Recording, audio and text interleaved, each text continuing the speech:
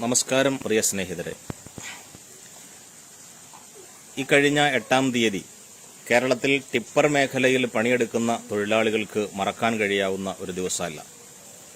Operation stone വാൾ എന്ന പേരിൽ vigilance കേരളത്തിൽ അങ്ങോളം ഇങ്ങോളം ഒരേ സമയം നടത്തിയ റെയ്ഡിൽ 303 വാഹനങ്ങളാണ് പിടിച്ചെടുത്തിരിക്കുന്നത്. 176 എണ്ണം പാസില്ല എന്ന പേരിലും 150 ചില്ലുവാനം വരുന്ന വാഹനങ്ങൾ അമിത ഭാരം കയറ്റി എന്ന പേരിൽ മോട്ടോർ വെഹിക്കിൾ ഡിപ്പാർട്ട്മെന്റിനും കൈമാറുന്ന സാഹചര്യമുണ്ടായി.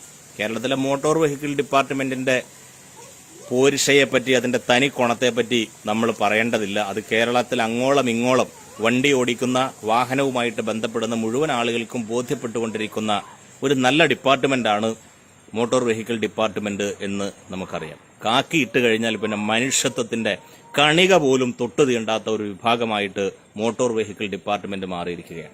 അവർ ഡ്രൈവിംഗ് സ്കൂളുകാരുടെ അടുക്കൽ നിന്നും ഓട്ടോ കൺസൾട്ടന്റിന്റെ അടുക്കൽ നിന്നുമൊക്കെ അവരുടെ കൃത്യമായ വിഹിതം വിജിലൻസിന്റെ പൊടിയൊന്നും വിതറാതെ തന്നെ അവർ വാങ്ങിച്ചുകൊണ്ടിരിക്കുകയാണ്. എന്നിട്ട് റോഡിൽ ഇറങ്ങി നിന്നിട്ട് ആളുകളെ പിടിച്ചു പറിക്കുന്ന ഒരു ഡിപ്പാർട്ട്മെന്റായി മോട്ടോർ വെഹിക്കിൾ ഡിപ്പാർട്ട്മെന്റ് മാറി. ഞാൻ അതിലേക്ക് കൂടുതൽ വിശദമായി പോകുന്നില്ല. നമുക്ക് ചോദിക്കാനുള്ളത് 2 കാര്യങ്ങളാണ്. പാസില്ലാതെ വാഹനത്തിൽ ക്വാറികളിൽ നിന്ന് കല്ല് കയറ്റി കൊണ്ടുപോയതുകൊണ്ട് ഒരു കാരണവശാലും ടിപ്പർ ലോറിയുമായിട്ട് ബന്ധപ്പെട്ട ആർക്കും ഒരു നയാ പൈസയും ലാഭമില്ല. പാസ് തരേണ്ട ഉത്തരവാദിത്വം ക്വാറി ഉടമകൾക്കും ക്വാറി നടത്തിപ്പുകാർക്കുമാണ്. ക്വാറി നടത്തിപ്പുകാരോട് ചോദിക്കുമ്പോൾ അവർ പറയുന്നത് സൗകര്യമുണ്ടെങ്കിൽ ലോഡെടുത്താൽ മതി എന്നാണ്. ഒരു ലോഡ് എടുക്കാൻ നിർബന്ധിതനാകുന്നത് തന്റെ വീട്ടിൽ കുട്ടികൾ പട്ടിണി കിടക്കുന്നു എന്ന ചിന്തയുള്ളപ്പോഴാണ്. തലേ ദിവസം രാത്രി വീട്ടിൽ കിടന്നുറങ്ങേണ്ടവൻ ക്വാറികളിൽ പോയി കൊതുകടി കൊണ്ട് അവിടെ ലോറിയിൽ കിടന്നുറങ്ങിയിട്ടാണ് രാവിലെ ഒരു ലോഡ് എടുക്കാൻ വേണ്ടിയിട്ട് ക്വാറികളിലേക്ക് പോകുകയും ആ ലോഡ് എടുക്കുകയും ചെയ്യുന്നത്. അതെടുത്തുകൊണ്ട് ഇപ്പുറത്തേക്ക് മാറുമ്പോഴേക്കും ആ വളവിൽ നിന്നുകൊണ്ട് വിവിധ ഡിപ്പാർട്ട്മെന്റിന്റെ ആളുകൾ, മോട്ടോർ വെഹിക്കിൾ ഡിപ്പാർട്ട്മെന്റിന്റെ ആളുകൾ, റവന്യൂവിന്റെ ആളുകൾ, മൈനിങ് ആൻഡ് ജിയോളജിയുടെ ആളുകൾ, വിജിലൻസ് വകുപ്പുകൾ, ആരെയാണ് നിങ്ങൾ ഈ ഭീഷണിപ്പെടുത്തുന്നത്? ആരാണ് ഇവിടെ നിയമലംഘനം നടത്തുന്നത്?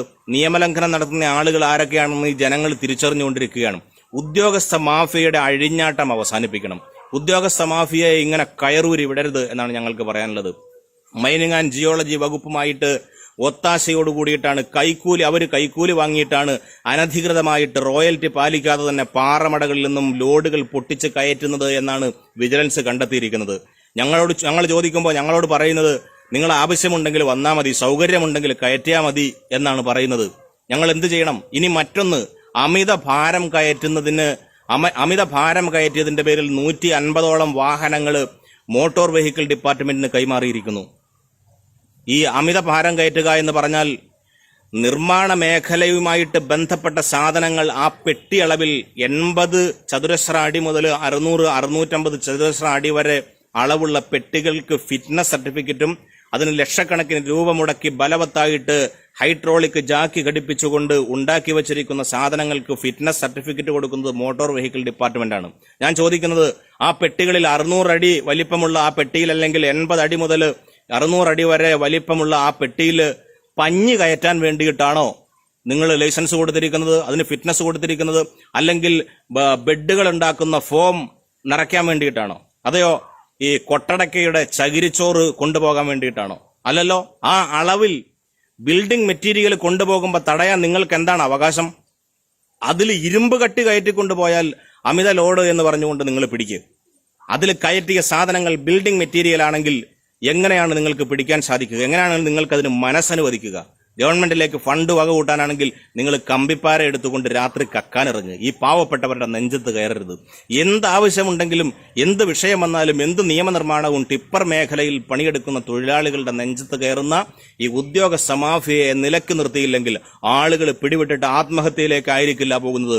അവരുടെ സ്വന്തം വാഹനം ഡിപ്പാർട്ട്മെന്റിന്റെ വാഹനങ്ങളിലേക്ക് ചേർത്ത് നിർത്തിയിട്ട് ഡീസൽ ടാങ്കിന് തീയിടുന്ന അവസ്ഥ കേരളത്തിലുണ്ടാകും. അതുകൊണ്ട് ഞങ്ങൾക്ക് പറയാനുള്ളത്, നിങ്ങൾ അനധികൃതമായി പിടിച്ചെടുത്തിരിക്കുന്ന 303 വാഹനങ്ങൾ നിരുപാധികം വിട്ടുകൊടുക്കണം. അതിന് നിയമ നടപടികളുമായിട്ട് ഞങ്ങൾ മുന്നോട്ട് പോകും. ഞങ്ങളെ ഇങ്ങനെ പീഡിപ്പിക്കാൻ കഴിയില്ല.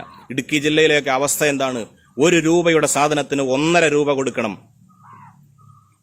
Transporting charge. അതായത് 12,000 രൂപയ്ക്ക് 380 അടി 400 അടി കയറുന്ന ഒരു വാഹനത്തിൽ സൂര്യനെല്ലിയിലേക്കും മൂന്നാറിലേക്കും ഒക്കെ സാധനം കൊണ്ടുപോകുമ്പോൾ 18,000-ഉം 20,000-ഉം രൂപ വാഹനങ്ങൾക്ക് വാടകയായി കൊടുക്കണം. അത് വേറൊരു തരത്തിലുള്ള നിയമനിർമ്മാണം. ഇവിടെ വന്യജീവികളെ സംരക്ഷിക്കാൻ വേണ്ടിയിട്ട് നിയമമുണ്ടെങ്കിൽ മനുഷ്യർക്ക് ജീവിക്കാൻ കൊള്ളാവുന്ന നിയമം നിർമ്മിക്കാൻ ഇവിടുത്തെ സർക്കാരും ഇവിടുത്തെ ഉദ്യോഗസ്ഥന്മാരും തയ്യാറാകണം. ഇല്ലെങ്കിൽ അതിനപ്പുറത്തേക്ക് മനുഷ്യത്വത്തിന്റെ കുപ്പായ മൂരി വച്ചിട്ട് കാക്കിയും ധരിച്ചുകൊണ്ട് നിങ്ങൾ വളവുകളിൽ നിന്നുകൊണ്ട് ഞങ്ങളെ കൈ കാണിക്കുന്ന സാഹചര്യമുണ്ടായാൽ ഇനി പ്രതികരിക്കേണ്ടി വരും. ഒത്തൊരുമിച്ച് നിന്ന് ടിപ്പർ തൊഴിലാളികളും അതിന്റെ ഓണേഴ്സും പ്രതികരിക്കുന്ന സാഹചര്യം അനധിവിദൂര ഭാവിയിൽ കേരളത്തിലുണ്ടാകും.